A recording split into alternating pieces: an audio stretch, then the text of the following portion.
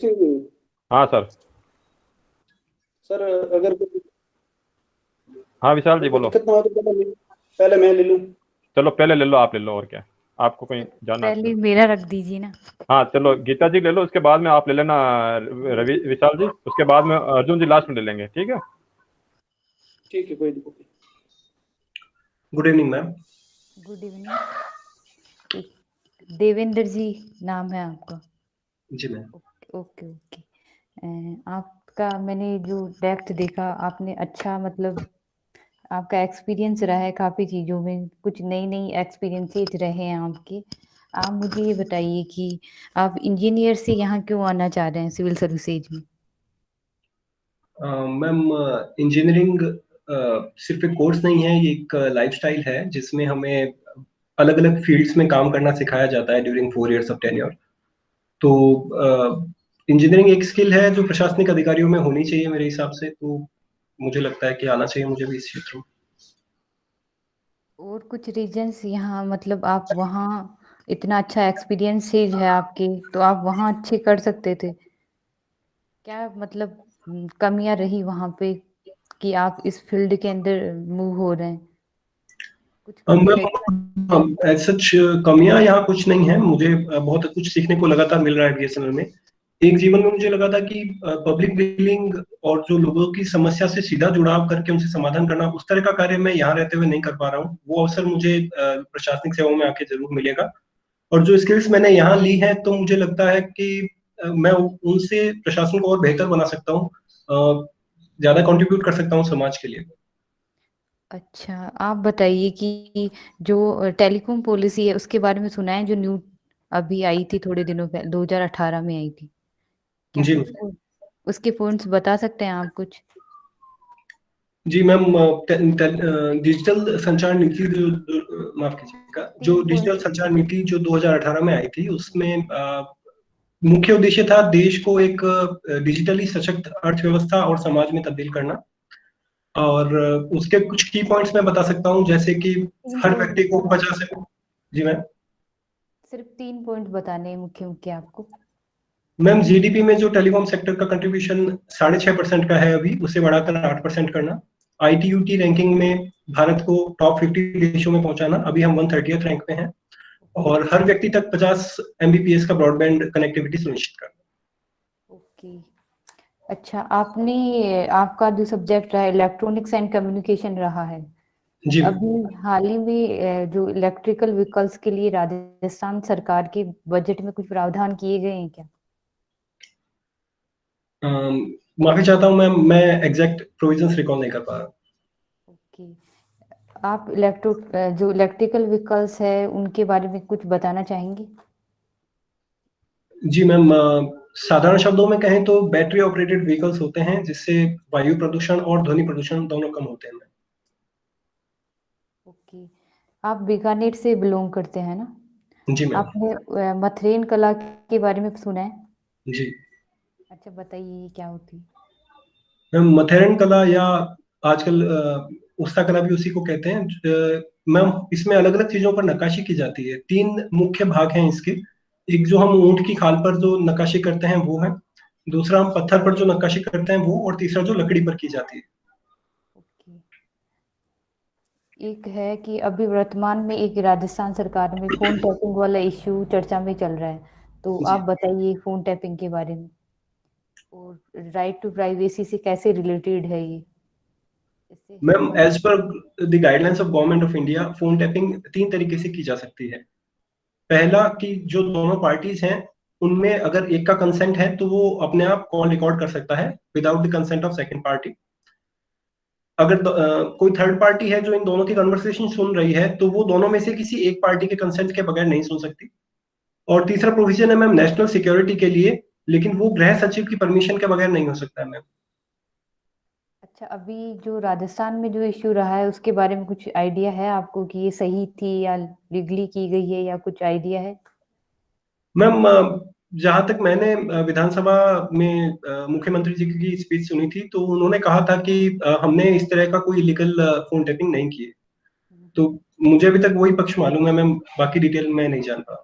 Okay. मेरा अंतिम प्रश्न आपसे, आपने HIV एड्स के बारे में कुछ डॉक्यूमेंट्री भी बनाई है, तो मैं ये जानना चाह रही थी कि जो ये बीमारी है उसका अभी तक टीका क्यों नहीं बन पाया? मोस्टली बीमारियां हैं, जैसे हाल ही में कोरोना का भी सरकार ने बना दिया, ये काफी लंबे टाइम से चली आ रही बीमारी है और काफी लोग मतलब इससे डिस्ट्रॉय हो रहे हैं, तो मतलब टीका क्यों नहीं बन पाया अब तक इसका? मैम, HIV के साथ समस्या ये है कि जो टीका बनाते हैं तो वो सिर्फ अफेक्टेड सेल्स को हिट नहीं करता है, वो नॉर्मल सेल्स को भी हिट कर देता है। तो अभी तक उसका समाधान नहीं निकाल पाए हैं बायोटेक्नोलॉजी। बाकी तकनीकी विशेष नॉलेज मैम मुझे नहीं है उस विषय में। Okay okay, thank you. Thank you ma'am.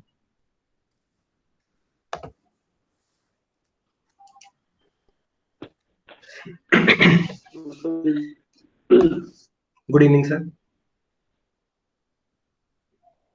Sir मेरी हाँ विशाल जी, आवाज कट रही है आपकी सर, आप या तो कैमरा बंद कर लीजिए ना। जी, अब क्लियर आ रही है मेरी आवाज? हाँ आप ठीक आ रही है सर। जी मोदी जी, मुझे ये बताइए सबसे बेसिक कि इलेक्ट्रॉनिक्स और इलेक्ट्रिकल ये दो स्ट्रीम चलती है इंजीनियरिंग में, क्या बेसिक डिफरेंस क्या है इलेक्ट्रॉनिक्स और इलेक्ट्रिकल में? सर अगर हम 12 वोल्ट से कम पे ऑपरेट करने वाली डिवाइसेस की बात करते हैं तो हम उसे इलेक्ट्रॉनिक्स इंजीनियरिंग में कंसीडर करते हैं। तो 12 वोल्ट से ज्यादा की अगर सप्लाई हम यूज कर रहे हैं तो उसे हम इलेक्ट्रिकल इंजीनियरिंग कंसीडर करते हैं। अच्छा, और कोई डिफरेंस? दूसरा ये कि सर इलेक्ट्रिकल इंजीनियरिंग में हम एसी डिवाइसेस, एसी मशीन्स की बात ज्यादा करते हैं, वहां पावर जनरेशन, डिस्ट्रीब्यूशन और ट्रांसमिशन जैसे इश्यूज हम टैकल करते हैं। इलेक्ट्रॉनिक्स एंड कम्युनिकेशन में हम सेमीकंडक्टर डिवाइसेस जो सॉरी सर, इलेक्ट्रॉनिक्स इंजीनियरिंग में हम सेमीकंडक्टर डिवाइसेस की बात करते हैं जो लो वोल्टेज पे ऑपरेट करती हैं और मोस्टली डीसी पे ऑपरेटेड होती है। चलिए सर, सेमीकंडक्टर मटेरियल जो है इसका इतना सिग्निफिकेंट रोल क्यों रहता है इलेक्ट्रॉनिक्स में? ऐसा क्या है, मतलब आप कंडक्टर भी यूज कर सकते थे इसकी जगह, लेकिन सेमीकंडक्टर मटेरियल के बेस पे आपने इलेक्ट्रॉनिक्स पूरी एक स्ट्रीम बना दी। ऐसा क्या है, मेन बेसिक तत्व क्या है सेमीकंडक्टर मटेरियल का जो इतना वाइडली यूज होता है? सर सबसे जो अच्छी इसकी क्वालिटी है कि हम करंट के फ्लो की डायरेक्शन को कंट्रोल कर सकते हैं। हम चाहें तो एक डायरेक्शन में करंट फ्लो हो जाएगी और दूसरी डायरेक्शन में फ्लो नहीं होगी, हम उसे रोक सकते हैं। अच्छा अच्छा, चलिए बढ़िया है सर। आपकी हॉबी लिखा है आपने कंप्यूटर ऑटोमेशन, जी सर। तो इसका क्या है, बेसिक फीचर्स क्या होते हैं ऑटोमेशन के? सर मेरी हॉबी प्रोग्रामिंग लैंग्वेजेस को यूज करके जो मेरा डे टू डे वर्क था उसे, एक्सक्यूज मी सर, मैं एक बार डोर बंद कर देता हूँ, बाहर से नॉइज ज्यादा आ रही है। जी जी, कोई दिक्कत नहीं।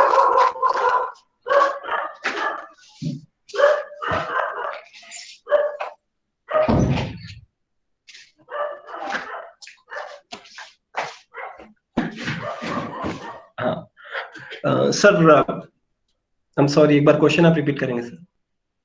हाँ, मैं कह रहा था आपकी हॉबी है कंप्यूटर ऑटोमेशन, तो ये जो ऑटोमेशन की प्रक्रिया होती है इसके बेसिक कंपोनेंट क्या रहते हैं आपके, जिसकी सहायता से आप ऑटोमेशन को एग्जीक्यूट कर सकते हैं? सर मैं हमेशा ये देखता हूँ कि जो भी टास्क जो रिपीटेटिव हैं, जिसमें ह्यूमन एफर्ट्स को कंप्यूटर की हेल्प से कम किया जा सकता है, मैं उन्हें ऑटोमेट करने का प्रयास करता हूँ। हाँ, उसका क्या प्रोसीजर क्या रहता है? जैसे सपोज आपको कोई एक टास्क है और उसको ऑटोमेशन के प्रक्रिया के थ्रू ऑटोमेटिक टास्क कंप्लीट हो, ऐसा करना है, तो क्या क्या कंपोनेंट आप काम में लेंगे? सर मैं एक रियल लाइफ एग्जांपल से समझा सकता हूँ, मैं बेहतर समझा पाऊंगा, आप अनुमति दें तो। जी जी बताइए। सर जैसे मेरा ऑफिस है, हमारे यहाँ 24/7 ड्यूटी लगी रहती थी, जिसमें हमें इमरजेंसी शिफ्ट है सर। जैसे भी किसी भी एरिया का नेटवर्क डाउन होता है तो हमारे पास कंप्लेंट आती है और हमें वो रिस्टोर करना होता है। मेरा काम था पानीपत को दूसरे शहरों से कनेक्ट करना, और कोई भी कनेक्टिविटी ब्रेक हो तो उसे दूसरे रूट से डाइवर्ट करना। होता क्या है सर कि जब भी कहीं कनेक्टिविटी डाउन होती है तो 6-7 स्टेक होल्डर्स एक साथ कॉल करने लग जाते हैं। तो जो भी ऑफिसर इंचार्ज होता है वो फोन में बहुत ज्यादा व्यस्त हो जाता है। तो इसका समाधान नहीं, करने के लिए मेरा शायद क्वेश्चन क्वेश्चन आप समझे नहीं। मैं पूछ रहा था कि इसके कंपोनेंट क्या रहते हैं, ऑटोमेशन जो होता है प्रोसेस, इसका एक प्रोसेस रहता है ना, उसके जी क्या बेसिक कंपोनेंट होते हैं? जैसे आप लैंग्वेज यूज करते हैं, कौन सी लैंग्वेज बेस्ट रहती है कंप्यूटर प्रोग्रामिंग लैंग्वेज आपके ऑटोमेशन के लिए? सर, अलग अलग काम के लिए अलग अलग होती है, बट मोस्टली पाइथन सूटेबल रहती है सर। पाइथन। आपने कोई जावा लैंग्वेज यूज करके कोई प्रोग्राम बनाया है जो ऑटोमेटिकली चल सके या फिर ऑटोमेशन की प्रक्रिया को सुचारू रूप से चला सके? जी सर, मैंने विंडोज बेस्ड कुछ एप्लीकेशंस बनाई थी जावा में। जी, चलिए वेरी गुड। आप अगर प्रशासन में आते हैं, एज ए वीडियो आपको लगा दिया जाता है, तो इस आप हॉबी का कैसे उपयोग कर पाएंगे? अम, सर, तात्कालीन परिस्थितियों के हिसाब से मुझे जो संभावना है जहां भी लगेगी मैं वहां इम्प्लीमेंट करूंगा। एक एग्जांपल मैं दे सकता हूं कि वीडियो के पास बहुत सारे लोग आते हैं, काफी ज्यादा उन्हें ट्रैवल करना पड़ता है क्योंकि एक बड़ा एरिया होता है।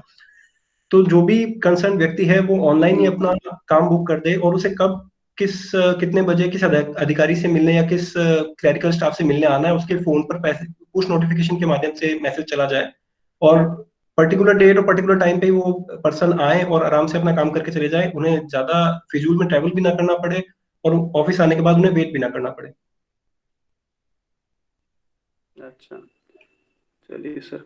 सर, एक टर्म आती है मॉडेम और राउटर, जी क्या क्या फंक्शन रहते हैं दोनों के, शॉर्ट में बता दीजिए। सर, मॉडेम की फुल फॉर्म होती है मॉड्यूलेशन एंड डीमॉड्यूलेशन। तो वो सिर्फ फ्रीक्वेंसी कन्वर्जन का काम करता है। राउटर जो है वो आपके जो भी हमारे डेटा पैकेट्स हैं उन्हें अलग अलग पाथ से सोर्स से डेस्टिनेशन के लिए रूट करने का काम करता है। और स्विच? स्विच तो सर एक तरह की इंटरकनेक्टिविटी प्रोवाइड करवाता है। चलिए बढ़िया। चलिए, मेरा लास्ट क्वेश्चन है आपसे। एक शॉर्ट की डायोड होता है और एक जेनर डायोड होता है, इनके जी बीच में डिफरेंस बता दीजिए मुझे। Sir, I am sorry, short की डायोड की फंक्शनिंग में रिकॉल नहीं कर पा रहा हूँ। जेनर डायोड एक पर्टिकुलर जेनर वोल्टेज से ऊपर जाने के बाद शॉर्ट सर्किट की तरह काम करता है सर। अच्छा, पॉजिटिव बायस्ड या नेगेटिव बायस्ड में? नेगेटिव बायस है सर। चलिए, thank you. Next member please. Thank you. हाँ देवेंद्र जी, सुन पा रहे हैं मुझे आप? जी सर, मैं सुन पा रहा हूँ। जी अच्छा। मैं आपका डेफ देख रहा हूँ, आपका बहुत अच्छा करियर है और आप एक अच्छा टेक्नोक्रेट है। थैंक फिर यू आप ब्यूरोक्रेट क्यों बनना चाहते हैं? सर, मुझे लगता है कि बीएसएनएल में मैंने 10 से 11 साल सेवाएं दे दी है, लेकिन एक चीज मुझे लगता है कि पब्लिक डीलिंग का या जनता से सीधे जुड़ाव का अवसर मुझे थोड़ा कम मिल रहा है बीएसएनएल में। और एक आगे की करियर ग्रोथ की अपॉर्चुनिटी भी मैं इसमें प्रशासनिक सेवाओं में अच्छी देख रहा हूँ सर, इसीलिए मैं मूव करना चाह रहा हूँ। तो देवेंद्र जी, 2009 से आप बीएसएनएल में हैं ना? कब से हैं? 2010 मार्च से सर। 2010 मार्च से। और आपने 2020 तक केवल यह सोचने में लगा दिया कि मुझे इस सेवा में कंफर्ट नहीं हूँ? सर, ऐसा नहीं है कि मैं यहाँ कंफर्टेबल नहीं हूँ। मेरी फील्ड का काम है और मुझे बड़ा अच्छा लग रहा है यहाँ काम करना। मीनवाइल मैं प्रयासरत रहा हूँ। 2013 आरएएस में मैंने इंटरव्यू दिया है सर। उसके बाद 2016 में मैं नहीं क्लियर कर पाया। 2018 मैंने फिर से दिया था। अच्छा, आप उसके बाद से कंटिन्यू कर रहे हैं, ठीक है ना। चलिए आप जी बताइए, आप बीकानेर से बिलोंग करते हैं और बीकानेर क्यों प्रसिद्ध है? सर, बीकानेर अलग अलग चीजों के लिए अलग अलग क्षेत्रों में प्रसिद्ध है। अगर मैं संस्कृति की बात करूं तो हमारे यहाँ की रम्मतें, पाटा कल्चर, फागड़िया फुटबॉल जैसी चीजें प्रसिद्ध हैं। अगर मैं स्थापत्य कला की बात करूं तो जूनागढ़ फोर्ट और हमारे यहाँ की हवेलियां और लालगढ़ पैलेस जैसी चीजें स्थापत्य कला के लिए बहुत प्रसिद्ध हैं। अगर धार्मिक चीजों की बात की जाए तो देशनोक में करणी माता का मंदिर, कतरियासर में जसनाती संप्रदाय, मुकाम तालवा नोखा के अंदर बिश्नोई ठीक है, संप्रदाय ठीक है, की। ठीक है। आप बताइए, एक बीकानेर के शासक थे और उन्होंने मतीरे की राड़ में युद्ध में भाग लिया, जी कौन थे? आई एम सॉरी सर, मैं रिकॉल नहीं कर पा रहा हूँ। मुझे अमर सिंह जी का नाम याद आ रहा है, पर ठीक बीकानेर की तरफ से मैं भूल गया। I am sorry. ठीक है, शायद करण सिंह जी थे और अमर सिंह जी राठौड़ नागौर के शासक थे। इन दोनों के बीच में ये क्या इश्यू था? इश्यू क्या था, आप बताइए।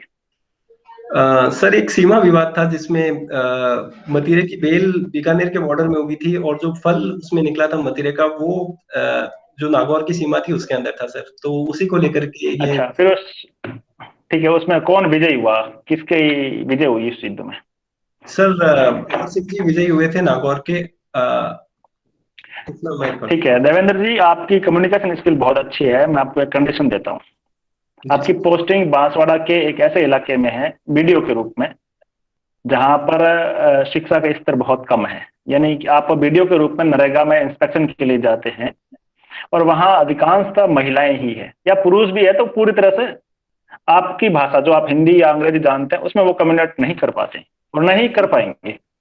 आप वहां कम्युनिकेशन कैसे करेंगे, अपनी बात उन तक कैसे पहुंचाएंगे, वो उनकी बातों को, चलो आप तो समझ लेंगे उनकी बातों को, आप अपनी बात उनके तक कैसे पहुंचाएंगे? सर मुझे लगता है भाषा सिर्फ एक माध्यम है अपने विचारों को अभिव्यक्त करने का। नॉन वर्बल कम्युनिकेशन एक बहुत महत्वपूर्ण स्थान रखता है। और दूसरी बात, अगर मैं एज ए वीडियो वहां जा रहा हूं तो मेरे साथ का स्टाफ होगा, जिसमें जो अधीनस्थ अधिकारी होंगे वो अधिकतर वहां के स्थानीय ही होते हैं, तो वो मुझे कम्युनिकेट करने में जरूर हेल्प करेंगे सर। ठीक है। आपको मैं एक और कंडीशन देता हूं। आप आरपीएस के रूप में एक सर्किल के ऑफिसर है, सीओ के रूप में पोस्टेड है, और आपका जस्ट नीचे का जो एक सीआई है उसको एसीबी ट्रैप कर लेती है। अब वो सीआई अपने बयान में ये कहता है कि ये पूरा सिस्टम इसमें इन्वॉल्व है, और आप उसके चूंकि इंस्टेंट ऑफिसर है, वो आपके जस्ट आप उसके इंस्टेंट ऑफिसर आप ही है, और वो बयान में आपका भी नाम ले रहा है। अपने आप को जस्टिफाई कैसे करेंगे आप? सर मुझे इस चीज में कोई समस्या नहीं होगी। मैं व्यक्तिगत रूप से किसी भी भ्रष्ट कार्यवाही में शामिल नहीं होता हूं, और मेरी जानकारी के रहते हुए तो वो मेरे अधीनस्थ जो है वो भी शामिल हो नहीं पाएगा। और बाकी एसीबी का कार्य है, मैं अपने साक्ष्यों ने दूंगा कि मैं किस तरह से इसमें इन्वॉल्व नहीं हूं। और अगर मुझे कहीं पता चलता है कोई है तो I would be the first person to inform to ACB sir. नहीं, मैं ये नहीं कह रहा हूँ, मैं कह रहा हूँ एसीबी ने ट्रैप कर लिया है और बकायदा उनको रंगे हाथों गिरफ्तार कर लिया, ठीक है ना? आप उसके इंस्टेंट ऑफिसर है। जैसा ही उन्होंने गिरफ्तार किया, वो उनके बयान ले रहे हैं, तो वो ये भी कह रहे हैं कि मैं तो सर के लिए ही कर रहा था, या इसमें पूरी चैन है, एसपी डीआईजी तक सबके लिए हिस्सा जाता है। तो आग तो कहीं ना कहीं आप तक आएगी। अपने आप को जस्टिफाई कैसे करेंगे आप? सर मुझे लगता है कि मैं जब तक ये कार्रवाई पूरी नहीं होती, मैं आग्रह करूंगा मेरे वरिष्ठ अधिकारियों से कि मुझे एक बार आप लीव पर भेज दीजिए, और जब तक मेरा पक्ष क्लियर नहीं हो जाता तब तक मैं विभागीय कार्रवाई से बाहर हूं, और एसीबी को तो मैं अपने साक्ष्य दे ही दूंगा, उसमें तो कोई संदेह वाली बात ही नहीं है सर। ठीक है। आप अभी पिछले कुछ दिनों से एक न्यूज चल रही है कि गैर प्रशासनिक क्षेत्र के लोगों को भारतीय प्रशासनिक सेवा में चयन किया जा रहा है। पढ़ा आपने इसके बारे में? जी मैंने पढ़ा सर। क्या क्या सोचते हैं आप, इस कैसे, क्या ऐसा करना सही है? सर मुझे लगता है कि ऐसा करना सही है, इसमें कुछ गलत नहीं है। अलग अलग क्षेत्र के लोग अगर प्रशासनिक सेवाओं में आते हैं तो वो एक अपने क्षेत्र विशेष की विशेष योग्यता लेकर आते हैं। तो प्रशासन में हमें सभी फील्ड से एक्सपर्ट्स की आवश्यकता होती है, तो ये अच्छा है कि नीति निर्माण में ऐसे लोग आए। आपको नहीं लगता कि ये लोग आपके प्रमोशन के पोस्ट भर लेंगे? आपका प्रमोशन जिस पोस्ट पे होने वाला है, आप जैसे योग्य अधिकारी आने वाले हैं, जिन्हें कोई अनुभव नहीं है, वो लोग आपकी पोस्ट पर आ जाएंगे, तो आप कैसा महसूस करेंगे? सर मुझे लगता है कि एक लोक सेवक का सबसे बड़ा गुण है कि उसमें लोक सेवा की भावना होनी चाहिए, और अगर किसी व्यक्ति में लोक सेवा की भावना है तो वो इस चीज का इतना विरोध नहीं करेगा सर। हमारा सभी तो का अभी तो राजस्थान प्रशासनिक सेवा का जो संघ बना है, उसके और सरकार के मध्य इस बात को लेकर के बहुत सारी खींचतान भी हुई है, विवाद भी चल रहा है। तो सर अब हम मना भी तो नहीं कर सकते ना कि एक बहुत बड़ा संघ है और सभी राजस्थानी प्रशासनिक सेवाओं के लोग उसमें शामिल है, और इतना बड़ा वर्ग कर रहा है, तो सोचना तो चाहिए। जी सर, जिन विशेषज्ञों को प्रशासनिक सेवाओं में पदोन्नत किया गया है उनकी विशेषता के आधार पर अगर उन्हें क्षेत्र या पोस्टिंग दी जाएंगी तो मुझे नहीं लगता कि किसी प्रकार की समस्या होगी, और जो भी इश्यूज हैं वो आपस में कम्युनिकेशन से, सरकार और एसोसिएशन के कम्युनिकेशन से रिजॉल्व हो ही जाएंगे सर। तो मोदी जी, हम ये मान लें कि एसोसिएशन पूरी तरह से गलत है? नहीं सर, एक ही शायद मैं मेरे वक्तव्य में एक ही पक्ष को ज्यादा एम्फेसाइज कर गया, लेकिन एक ही सिक्के के सर इसी के बहुत सारे अदर एस्पेक्ट्स हैं जिनसे शायद मैं अवगत नहीं हूं, या जो मीडिया के थ्रू हम तक अभी तक पहुंचे नहीं है। तो मुझे लगता है कि सभी हितधारकों की बात सुनने के बाद ही हमें निर्णय लेना चाहिए। ठीक है। आप 1 मिनट में आपकी जो स्थानीय भाषा है उसमें मुझे कम्युनिकेट कीजिएगा, कोई भी विषय जिसमें आप 1 मिनट तक बोल सकते हैं, आपकी लोकल लैंग्वेज जो आपने जन्म के बाद सीखी है, जो वहां की आपकी स्थानीय भाषा है, उसमें मुझे कम्युनिकेट कीजिएगा। गुरजीत है, आदेश करो तो मैं मारो परिचय दे दूं आपने।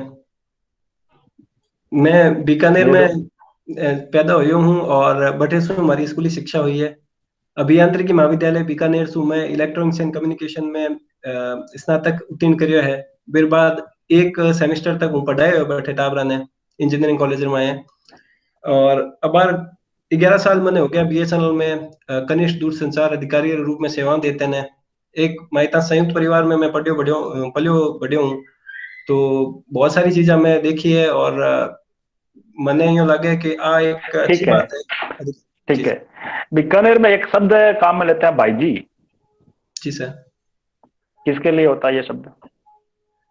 सर भाईजी को जैसे हम इंग्लिश में हेलो बोलते हैं ना सर, किसी को भी बोल देते हैं, भाईजी एक उसी तरह का शब्द है। बस हम उम्र में जो थोड़े बड़े होते हैं संबोधन करने के लिए भाईजी। जी सर। अच्छा, एक शब्द है बटाऊ। सॉरी सर, मैं नहीं जानता हूँ ये शब्द। शादी हो गई आपकी? जी मेरी शादी हो गई सर। फिर आप किसी के बटाऊ नहीं बने? सॉरी सर, मैं नहीं रिकॉल कर। कोई बात नहीं, ठीक है। Thank you Devendra ji. Thank you sir. मैं ही शुरू कर देता हूँ या कोई और मेंबर? ठीक है, मैं ही कर देता हूँ। देवेंद्र जी, बहुत ही संतुलित इंटरव्यू है आपका, बहुत संतुलित है। मैंने आपको कई बार ब्लफ करवाने की कोशिश की, फंसाने की कोशिश की, जो आप है वही परोस रहे हैं, ये बहुत बड़ी चीज है, ठीक है ना। दूसरा, थोड़ा सा मुझे देखो, नॉलेज के स्तर पे कोई कमी नहीं है, क्योंकि आप टेक्नोक्रेट और ब्यूरोक्रेट में आ रहे हैं, तो शायद सवाल यहाँ से बन सकते हैं आपके लिए। और वो क्या सवाल बना सकते हैं ऐसा तो अपन सोच नहीं सकते, लेकिन ट्रायल कर रहे हैं। दूसरा, थोड़ी सी एक मुझे जो कमी लगी वो ये थी कि 2 शब्दों के बीच आप थोड़ा सा अंतराल दें।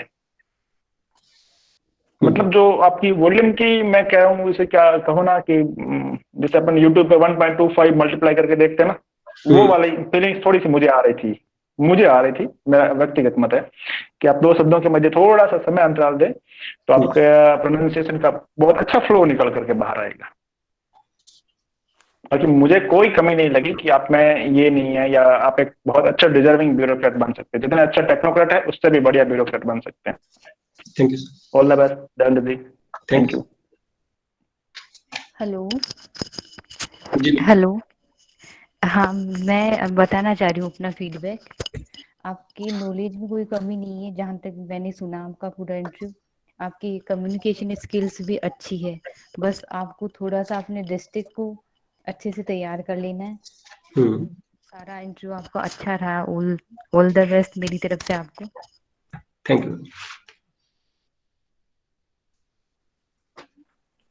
जी मोदी जी, सर आपके सारे पॉजिटिव पॉइंट है। मोस्टली जो कम्युनिकेशन स्किल हो, या चाहे आंसर देने की टेक्निक हो, या एकदम आवाज जो एक पिच रहनी चाहिए, नॉर्मल स्टैंडर्ड जो पिच है उसमें आप क्वेश्चन को अच्छे से ध्यान से सुनते हो, फिर जवाब देते हो, टाइम भी प्रॉपर लेते हो। थोड़ा सा जो एक मैंने क्वेश्चन पूछे थे, बिल्कुल ही सिंपल क्वेश्चन पूछे थे, जैसे इलेक्ट्रॉनिक्स और इलेक्ट्रिकल में, इसमें आप थोड़ा सा और अच्छा आंसर दे सकते थे। जैसे इसमें सिग्नल चेंज कर सकते हैं अपन, वोल्टेज को परिवर्तन कर सकते हैं, जबकि इलेक्ट्रिकल में ये नहीं होता है। यार कोई बड़ा इशू नहीं है, हो सकता है। एक क्वेश्चन था जो शायद हो सकता है आपने सही ढंग से समझा नहीं। ऑटोमेशन के बेसिक कंपोनेंट पूछे थे मैंने, हालांकि मैंने नेट पे सर्च ही किया था, तो उसमें एक 4 टाइप बता रहे थे। उसमें आप वो थोड़ा और अच्छे से देख लेना, शायद आप उसको समझाने की कोशिश करने लगे। मैं आप कंपोनेंट पूछ रहा था और आप उसको डिस्क्राइब करने लगे थे। तो ये यहाँ पे हो सकता है आपने ढंग से क्वेश्चन समझा नहीं हो, या मैं आपको सही से पूछ नहीं पाया। बाकी एक सेमीकंडक्टर मटेरियल क्यों यूज लेते हैं, इसका प्रॉपर्ली सबसे बेस्ट आंसर ये रहता है कि एक एज ए स्विच यूज हो सकता है। ऑन और ऑफ की जो एक सबसे बेटर चीज है वो सेमीकंडक्टर मटेरियल प्रोवाइड करता है। कंडक्टर है वो तो कंडक्टर रहेगा, जबकि ये इंसुलेटर भी बन सकता है। बाकी ओवरऑल बहुत शानदार रहा, और हमारी तरफ से बेस्ट विशेष है आपको। Thank you sir.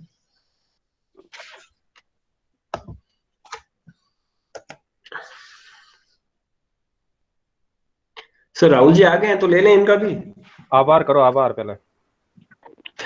देवेंद्र जी, एक फीडबैक मेरा ये था आपके लिए, मैं भूल गया। सर वो जो एसीबी वाला था ना, उसमें आप प्रश्न में ये बता सकते हैं कि यदि